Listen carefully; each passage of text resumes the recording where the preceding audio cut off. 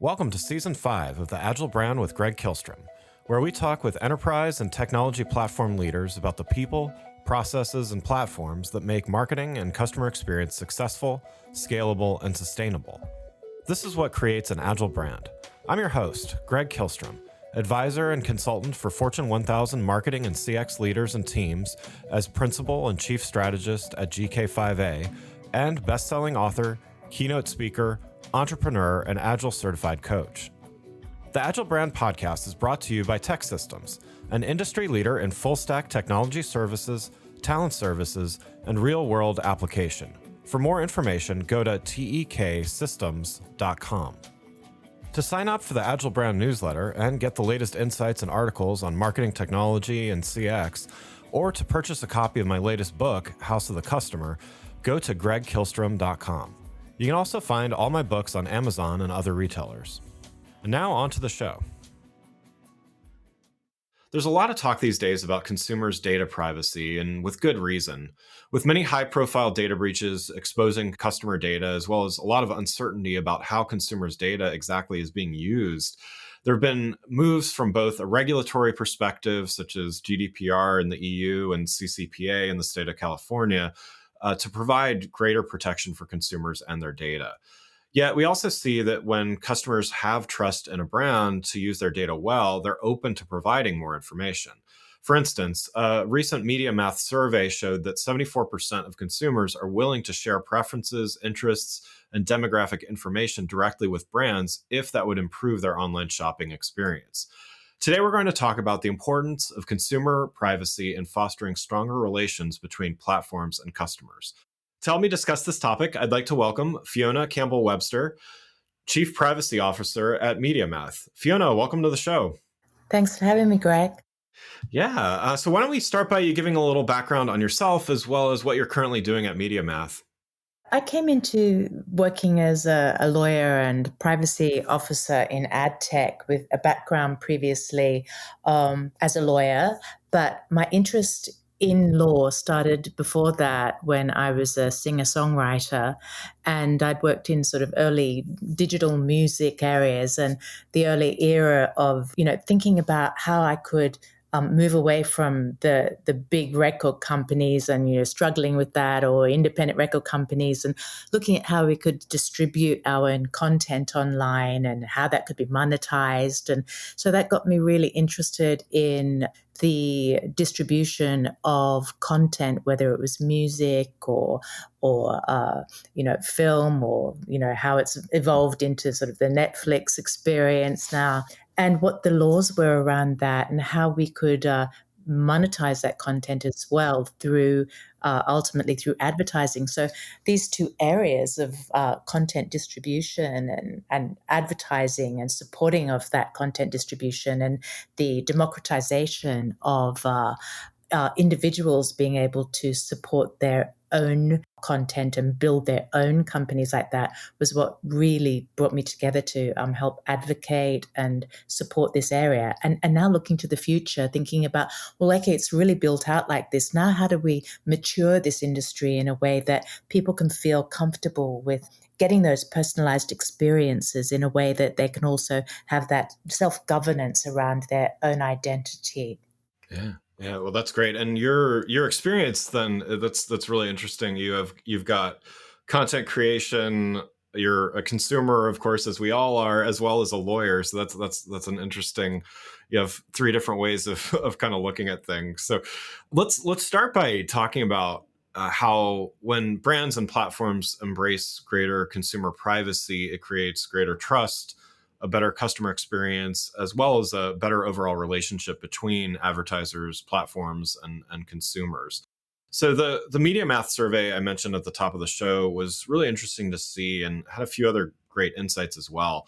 For instance, 71% of consumers are comfortable sharing an email address with brands if that would provide personalized online experiences, offers, and advertisements. So consumers aren't 100% against sharing information. They just want to have comfort in knowing their data is going to be used responsibly. So how does an advertiser build that trust with their customers? So You have to really start with thinking like, why are we even doing this? Like, what's the point of actually trying to target an individual? And the whole point is to be able to offer that individual something that you think is going to be helpful to that specific individual. So it's about engagement.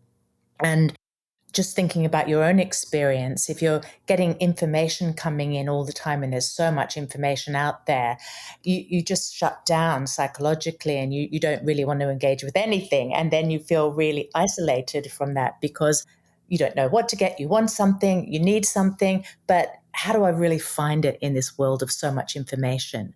And so that's the reason all of this, getting to the individual and offering them something that could be helpful to them or of interest to them is the whole reason behind this. But at the same time, the person doesn't want to feel like you know everything about them just because they want something. So what's this trade-off that we're going to have here? I want the brands to be helpful to me, but I want them to know a little bit about me. So, maybe my email's okay because I'm sort of sharing that on emails as well. But how are they going to do that in a way that then sort of is mindful about my boundaries around what my personal identity is? And so thinking about it from that perspective and coming through from that lens of why does this even matter to us as a brand? What matters to the consumers is going to help create that broader ethical framework around how do we do this in a way that's going to build that trust. And the way to do that is to let people know what you're doing and why you're doing it and the purposes for what you're doing. And that's all the data principles around, purpose limitation, data retention periods for like, well, why do they need this data for so long? Or what are they adding to this data to know about me? So really thinking about it in that way and not just in complicated legal terms or complicated data flow terms, but in human terms about what we're doing and why it matters. Before we continue, I'd like to introduce you to a sponsor of the show, Basecamp. Throughout my career, whether it was at my own agency or now as a consultant, Basecamp is what we rely on to help keep projects on track, on schedule, and on budget. It takes a straightforward approach to project management, it streamlines workflow management, and definitely keeps the team in the loop and on top of ongoing updates, which all are major components in a smooth-running operation. No matter if it's a simple campaign or a multi-million-dollar project, Basecamp has been a key ingredient in the recipe for a successful project and business. If you're struggling with projects, sign up for Basecamp. Their pricing is simple and they give you all their features in a single plan. No upsells, no upgrades. Go to basecamp.com/agile, that's basecamp.com/AGILE, and try Basecamp for free. No credit card required and cancel anytime. Thank you, Basecamp, for sponsoring this episode. Now let's get back to the show. A lot of this comes down to brands building what's often termed as a first-party data strategy. And can you talk about exactly what is a first-party data strategy, maybe for those a little less familiar, and how can a brand that might have been mostly reliant on third-party data and in the past might work their way towards this more first-party data approach? There's a lot of talk in industry at the moment about, the challenges with first-party data as well. And I'll sort of come back to that. Sure. But, third-party was something that could sort of be broadly put on or a broader collection through third parties, and you can build up your audiences that way. And with first-party data, it's the data that's collected directly from whether it's the publisher site to the consumer on their site, or whether it's the advertiser site or through their emails. It's a one-to-one connection with the consumer. And it's that level of control that is the element that when people are talking about it's more privacy first or it's more privacy centric, that's not necessarily a legal construct. It's talking more about the fact that the consumer knows who you are because they've been on your site or interacted with you directly in some way.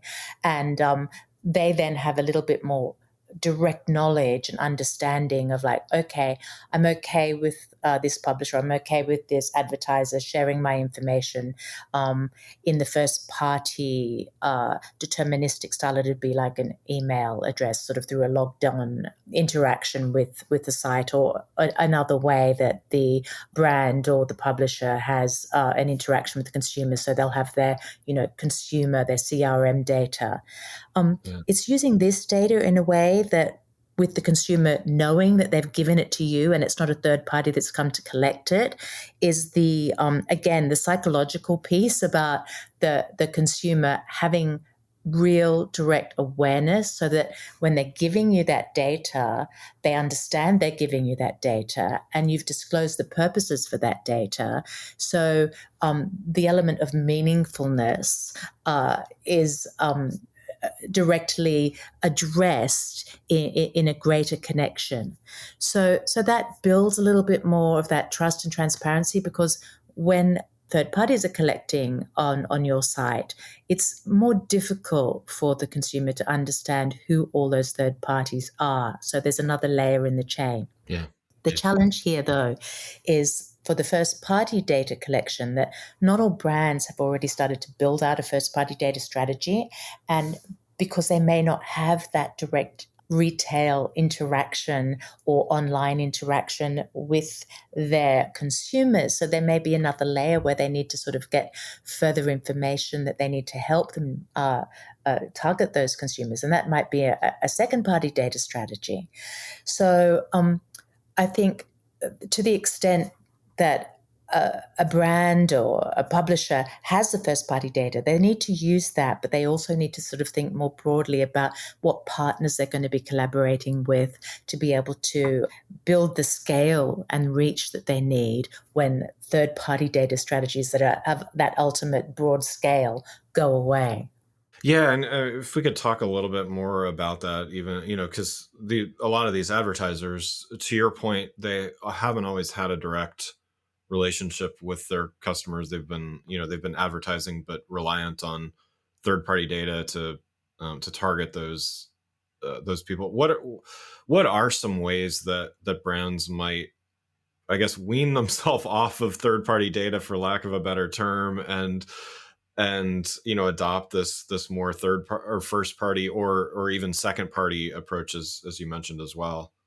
Yeah, I think they're going to need to go down several lanes at the same time, Yeah. looking at each of these strategies in tandem, and make sure that they're working with partners that can help them build out these strategies. And so it's like going up a step. So if you started from third party, you may need to step up to second party first if you haven't got first party, a first party strategy, and build on that second party, and in the same time start building your first party relationships and think about what's needed operationally to do that, because all of these things, they take resource, they take time, and there's a cost element to it.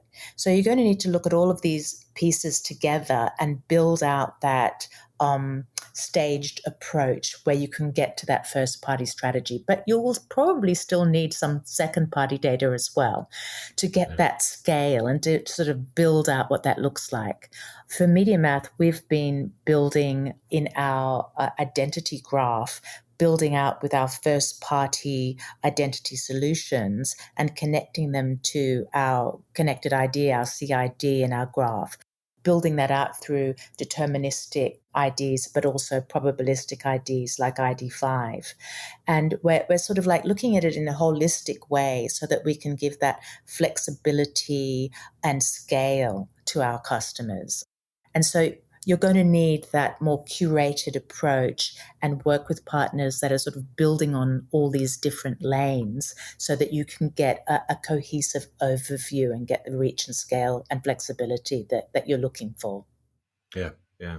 That makes sense. And so, there's also a timing component to this, right? So Apple, Microsoft, some others have recently made some changes to the way that they handle third-party cookies as well as mobile device tracking. And as of recording this, Google, they pushed back their their own deadline a couple times yet, but they are going to eventually be moving forward with some third-party cookie deprecation and all that. So there is a looming time horizon as well. So this kind of puts brands and platforms in a bit of a limbo situation right now. So how much should brands be taking this into account? I mean, again, there's already some things in place that are different, and we'll get to some more of that in a second here too. But how seriously should brands be taking this timeline, and how should this factor into their decisions? So we're talking about the future state in the present, Yeah. and we need to really prepare for the future, which is right around the corner. It doesn't really matter what Google or Apple are saying. We're moving into a maturation of the digital landscape Yeah. globally. That's why we're seeing such a proliferation of laws and regulations, because it's an awakening that's happening. The world is so saturated with a digital connectivity that we can't go back into the past. We can't go back into a time where, it was just we were sending letters and we were doing sort of all sorts of things, or even into the early stages of the internet. The world has never taken a backward step in any kind of technology. So we have to move forward. And what we know now is that we built this great connectivity, but we need to move forward to refine it and find a way that we can balance all these objectives, balance this need for getting helpful information and this need for a level of privacy. But how do you do that? Because you have to get that information to that individual. Right. So we have to lean into the frameworks, and we have to do it now. And it's great that there's been an opportunity for a delay on some of these things, because it was too early to just sort of cut it off at the knees. Yeah. So this is great, but the time is now to start building out these strategies and to act. And there is no way back. So anyone who thinks there's a way back into the past it is not looking at the history and seeing how society is always moving forward.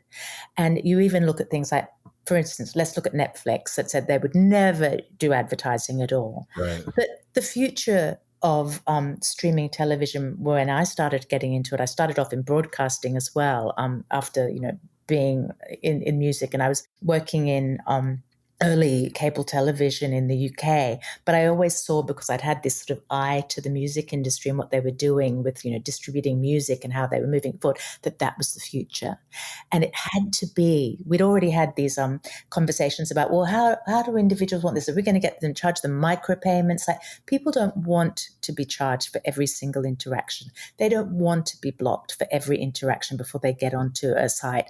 They want this ease of interaction. And that's why they're prepared to exchange a certain amount of their data for this ease of use and for the access to this information and for this beautiful content that they're going to get access to. And so, and many people now, when we're looking at the economy, particularly as it's sort of starting to struggle on a global level, they're looking at the bottom line on what they're spending their money on. And if you get all these micropayments adding up on all these different subscriptions, before you know it, you're in hundreds of dollars. And that really hits the bottom line of families and homes. And yet they need this access to this content as well as part of not only their entertainment, but connection to society, because that's what we're used to now. So lean into it, I say, build those strategies out now. This is the pathway forward. At some point, the gate's going to come down on the past, and we're only going to be in this place, and it's going to be sooner than you think. Yeah. No, I think that's great advice. And speaking of the financial component of this, so in addition to the consumer side of this, there's obviously a lot of money on the table with advertising and the advertisers. So a recent article that you wrote referenced the fact that Apple's data privacy changes cost Facebook about $10 billion in ad sales, and there are a lot of companies built on the usage of third-party data.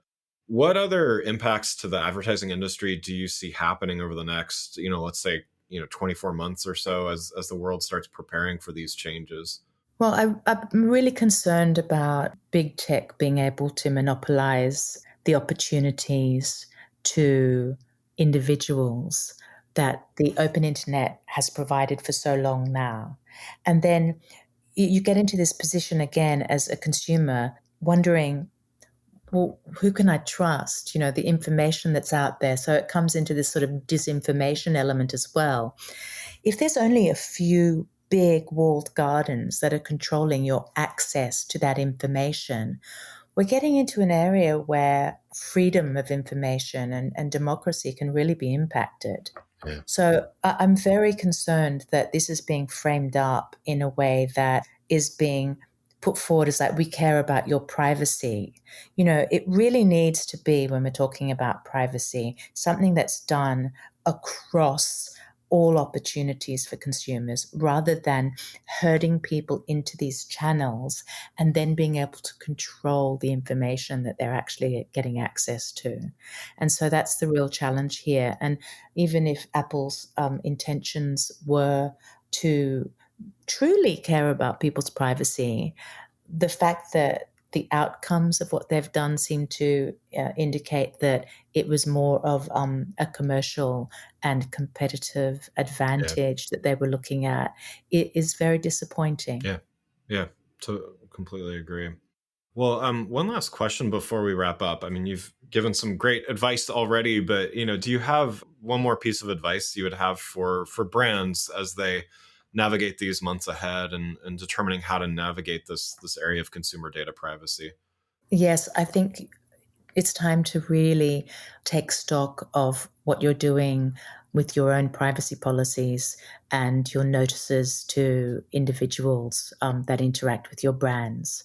In California, the Attorney General's case against Sephora really is something that you should look into, read about, understand what kind of disclosures you need to put on your site. Once CPRA comes into effect on January 1, 2023, it's no longer a position of just do not sell my personal information. It's do not sell and do not share. So even if you had some sort of understanding that you were not selling information before, that's no longer going to really stand up. So talk to your privacy attorneys, lean into some of these privacy companies like Safeguard Privacy, Catch, OneTrust. Really start to dig in now and do an update before January 1, 2023, because there's no longer going to be a look back period, or there's no longer going to be a period where you can fix any faults on the statements that you're making. On that 30-day cure period, it will be gone. So it's time to, really make sure you're ready to go on January 1, 2023. Great. Well, Fiona, thanks so much for joining the show. For those listening, what's the best way for them to keep up with you and what you're doing at MediaMath? Oh, yeah, great. Well, we've set up a privacy, security, and identity hub on our website. We've recently put up some tips and tricks for our clients, but they'd be great for anyone in this industry.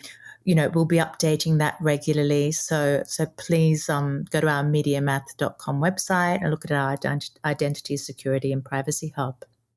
Wonderful. Well, again, I'd like to thank Fiona Campbell-Webster, Chief Privacy Officer at MediaMath, for joining the show. Talk with you next week. Thanks again for listening to the Agile Brand with Greg Kihlstrom podcast, brought to you by Tech Systems. If you enjoyed the show, please take a minute to subscribe on your podcast channel of choice and leave us a rating so that others can find the show more easily. You can access more episodes of the show at www.gregkihlstrom.com.